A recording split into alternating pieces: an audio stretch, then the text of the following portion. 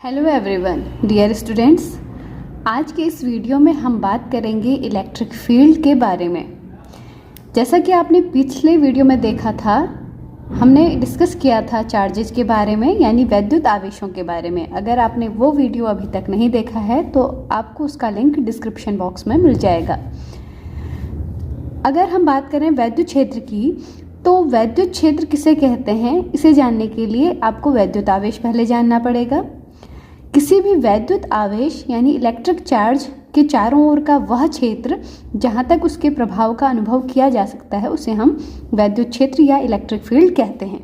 अब यहाँ पर वैद्युत आवेश एक सिंगल भी हो सकता है या आवेशों का समूह भी वहाँ पर प्रेजेंट हो सकता है। तो हम कह सकते हैं an electric field is the region of space around a charge particle within which another charge particle experiences an electrostatic force. तो किसी भी इलेक्ट्रिक चार्ज के चारों ओर का क्षेत्र जहाँ पर दूसरा चार्ज पार्टिकल लाने पर उसका फील्ड वो होगा जहाँ पर उसका प्रभाव महसूस किया जा सके। अच्छा, अब बात करते हैं कि ये इलेक्ट्रिक फील्ड जिसकी हमने बात की है, इसका फॉर्मूला यानी इसका सूत्र क्या होगा। तो चलिए अब जानते हैं कि वैद्युत क्षेत्र की तीव्रता का सूत्र क्या होगा या फिर इलेक्ट्रिक फील्ड की वैल्यू क्या होगी। तो इलेक्ट्रिक फील्ड को हम रिप्रेजेंट करते हैं कैपिटल ई से। मान लीजिए हमारे पास एक चार्ज पार्टिकल है प्लस क्यू, उसके आसपास का क्षेत्र कहलाएगा इसके द्वारा जनरेटेड इलेक्ट्रिक फील्ड। मान लिया जाए इस प्लस क्यू चार्ज द्वारा जनरेटेड इलेक्ट्रिक फील्ड में हमने एक test charge particle plus Q not रख दिया है। इस प्लस क्यू चार्ज ने वैद्युत क्षेत्र उत्पन्न किया है और इसके अंदर हमने कुछ दूरी पर एक प्लस क्यू नॉट नाम का टेस्ट चार्ज पार्टिकल यानी एक परीक्षण आवेश रख दिया है। अब देखिए, ये प्लस चार्ज है, ये भी प्लस चार्ज है। जैसा कि हमने पिछले वीडियो में देखा था कि दोनों चार्जेज अगर सेम साइन के हैं यानी कि दोनों सेम हैं, पॉजिटिव पॉजिटिव, तो वो एक दूसरे को रिपेल करेंगे। तो इसके द्वारा इस पर एक फोर्स लगेगा, जो फोर्स इससे दूर को लगेगा, ठीक है, यानी फोर्स ऑफ रिपल्सन होगा। इसकी दिशा इधर को होगी, ठीक।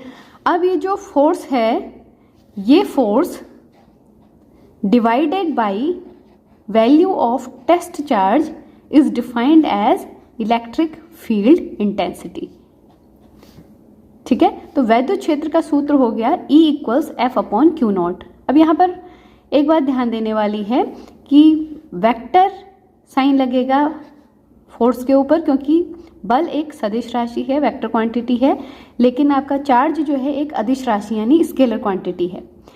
रिजल्टेंट क्वांटिटी जो हमारे पास आती है वैद्युत क्षेत्र, वो भी एक सदिश राशि आती है, यानी भी ये वेक्टर E एक वेक्टर क्वांटिटी है।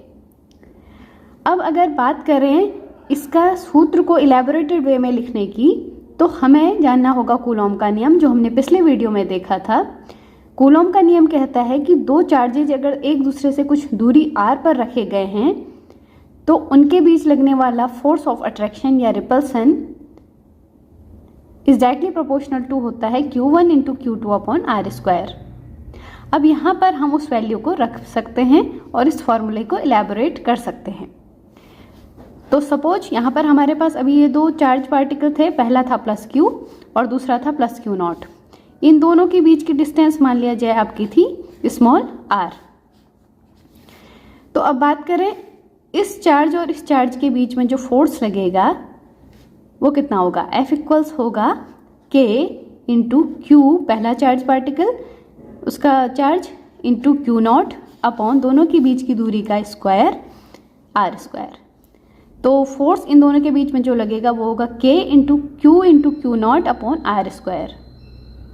अब देखिए, ये जो फोर्स है ये हमने कहा था वेक्टर क्वांटिटी है, यहाँ पर आप वेक्टर का साइन लगा सकते हैं। ये जो K है इसको एक तरीके से और लिखा जाता है, इसको लिखा जाता है 1/4 pi epsilon not Q into Q not upon R square, जहाँ K बराबर है आपका 1/4 पाई एप्सिलॉन नॉट। अब देखिए यहाँ पर फोर्स जो है, फोर्स एक वेक्टर क्वांटिटी है, तो यहाँ से तो हमें इसका मैग्नीट्यूड मिल जाएगा, यानी परिमाण, कितना न्यूटन का फोर्स ये चार्ज इस पर लगा रहा है ये पता चल जाएगा। डायरेक्शन की बात करें तो डायरेक्शन आपको पता है कि यहाँ पर फोर्स ऑफ रिपल्सन लगेगा यानी प्रतिकर्षण बल लगेगा तो दिशा होगी यहाँ को, इस प्लस क्यू नॉट चार्ज से परे।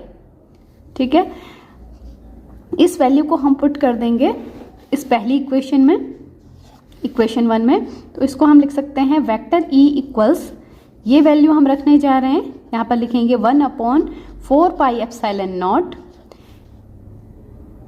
Q into Q not upon R² upon यहाँ पर क्यू नॉट आ जाएगा। ठीक है, ये वैल्यू हमने यहाँ पर रख दी। तो यहाँ पर हमारे पास फाइनली क्या आ गया, वेक्टर E इक्वल्स आ जाएगा 1/4πε0 Q अपॉन R²। अब देखिए यहाँ पर जो वैद्युत क्षेत्र था वो किसने उत्पन्न किया था, वो इस प्लस क्यू चार्ज ने उत्पन्न किया था, और हमने इससे r दूरी पर स्थित एक टेस्ट चार्ज पार्टिकल लिया था प्लस क्यू नॉट। तो हमारे पास फाइनल फॉर्मूला आया vector E equals 1/4πε0 Q upon R²। यहाँ पर देखिए क्यू नॉट चार्ज नहीं आया है, यानी कि जो वैद्युत क्षेत्र है वो रखे गए परीक्षण आवेश या दूसरे आवेश पर निर्भर नहीं करता है। जिस चार्ज ने इलेक्ट्रिक फील्ड प्रोड्यूस किया है, इलेक्ट्रिक फील्ड इंटेंसिटी की वैल्यू उस चार्ज पर ही डिपेंड करेगी, साथ ही इस बात पर डिपेंड करेगी कि दूसरा चार्ज पार्टिकल उसके फील्ड के अंदर कितनी दूरी पर रखा गया है। तो आपका जो वैद्युत क्षेत्र है वो दूरी के बढ़ने के साथ साथ घटता जाता है, यानी if R increases E will decrease. जिस चार्ज पार्टिकल ने फील्ड जनरेट किया है उससे अगर आप ज़्यादा दूर जाते जाएंगे तो वैद्युत क्षेत्र का प्रभाव कम होता जाएगा, यानी इलेक्ट्रिक फील्ड की इंटेंसिटी कम होती जाएगी, क्योंकि ये इसके इनवर्सली प्रोपोर्शनल है। और हाँ, ये चार्ज पार्टिकल जिसने जनरेट किया है उसके चार्ज के डायरेक्टली प्रोपोर्शनल है, यानी चार्ज जितना स्ट्रॉन्ग होगा, चार्जेज की वैल्यू यहाँ पर कुल आवेश का मान जितना ज़्यादा होगा, वैद्युत क्षेत्र भी उतना ही प्रबल होगा, ये हम कह सकते हैं। तो दो केसेस में यहाँ पर इलेक्ट्रिक फील्ड प्रबल यानी स्ट्रॉन्ग हो सकता है, जब आपके चार्जेज की वैल्यू ज़्यादा हो या फिर जब आपका जो दूरी है वो आपकी कम हो। ठीक है, अच्छा, यहाँ पर से हमें एक बात और पता चलती है कि हम यहाँ पर देखिए वेक्टर E के ऊपर वेक्टर का साइन लगा रहे हैं, तो वैद्युत क्षेत्र कैसी राशि है, वैद्युत क्षेत्र एक सदिश राशि है, यानी कि ये एक वेक्टर क्वांटिटी है। तो वेक्टर क्वांटिटी है तो इसके पास दो चीजें होंगी, एक होगा मैग्नीट्यूड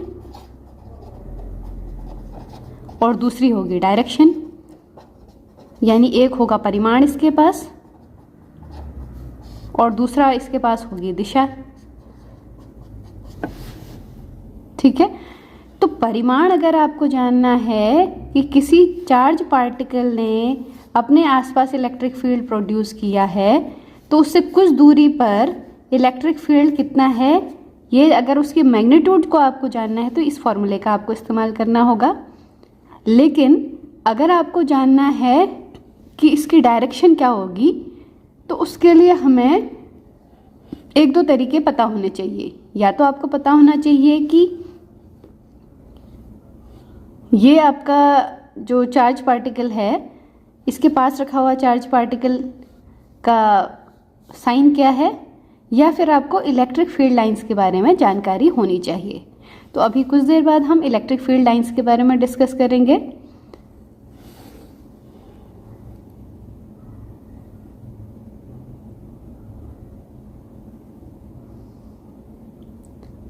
नेक्स्ट वीडियो में हम इलेक्ट्रिक फील्ड लाइंस के बारे में डिस्कस करेंगे। तो अभी हम बात करते हैं इस वैद्युत क्षेत्र की तीव्रता का जो हमने सूत्र निकाला है, इससे हम देखें अगर तो वैद्युत क्षेत्र की तीव्रता का मात्रक क्या होगा। देखिए बेसिक फॉर्मूला जो हमने लिखा था वो था vector E equals vector F upon Q nought. तो यहाँ फोर्स का मात्रक हो गया न्यूटन और चार्ज का मात्रक हो गया कूलॉम। इसका जो यूनिट होगी वो होगी न्यूटन पर कूलॉम। आशा है आपको ये वैद्युत क्षेत्र क्या होता है और वैद्युत क्षेत्र की तीव्रता क्या होती है, ये समझ में आ गया होगा। नेक्स्ट वीडियो में हम बात करेंगे वैद्युत क्षेत्र का परिमाण जानने के बाद हम उसकी दिशा कैसे निकाल सकते हैं, यानी कि हम बात करेंगे वैद्युत बल रेखाओं के बारे में, और वह भी बहुत आसान कॉन्सेप्ट है। अगर आपको ये वीडियो पसंद आया हो तो इसे लाइक, शेयर और सब्सक्राइब जरूर कीजिएगा। कोई क्वेरी हो तो आप कमेंट बॉक्स में कमेंट करके पूछ सकते हैं। तब तक के लिए पढ़ते रहिए। धन्यवाद।